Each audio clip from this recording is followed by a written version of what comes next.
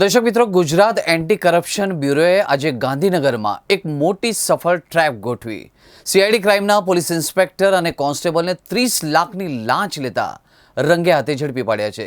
ઉલ્લેખનીય છે કે કોલ સેન્ટરના એક ગુનામાં કાર્યવાહી ન કરવા અને સેટલમેન્ટ કરવા પીઆઈ અને એક આમ પોલીસ કોન્સ્ટેબલે લાંચ માંગી હતી.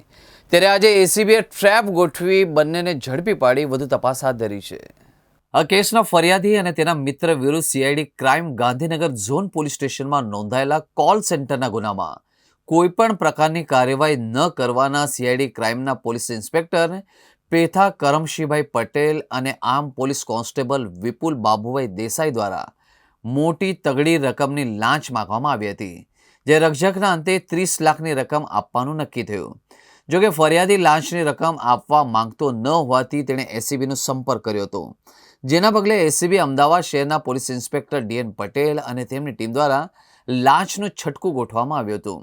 આ ટ્રેપ ગાંધીનગરના સરગાસણ ખાતે સ્વાગત સિટી મોલથી આગળ જાહેર રોડ પર આવેલી ધી ઓફિસીસ હરી ગ્રુપ નામની નવી બનતી સાઇટની સામે ગોઠવવામાં આવી હતી. એ દરમિયાન કોન્સ્ટેબલ વિપુલ દેસાઈ ફરિયાદીને મળ્યો હતો. ત્યારે પોલીસ ઇન્સ્પેક્ટર પીકે પટેલ પણ આ લાંચ સ્વીકારવાની સંમતિ આપી હતી. બાદમાં કોન્સ્ટેબલ વિપુલ દેસાઈએ ફરિયાદી પાસેથી 30 લાખની લાંચની માંગી હતી. એ જ ઘડીએ એસીબીએ લાંચિયા કોન્સ્ટેબલ વિપુલ દેસાઈને દબોચી લીધો હતો. આ બંને લાંચિયા પોલીસ કર્મચારીઓની એસીબીએ ધરપકડ કરી કાયદેસરની કાર્યવાહી હાથ ધરી હતી. આ સમગ્ર ઓપરેશનનું સુપરવિઝન એસીબી અમદાવાદ એકમના ઇન્ચાર્જ મદદનીશ નિયામક ડીએન પટેલ દ્વારા કરવામાં આવ્યું હતું.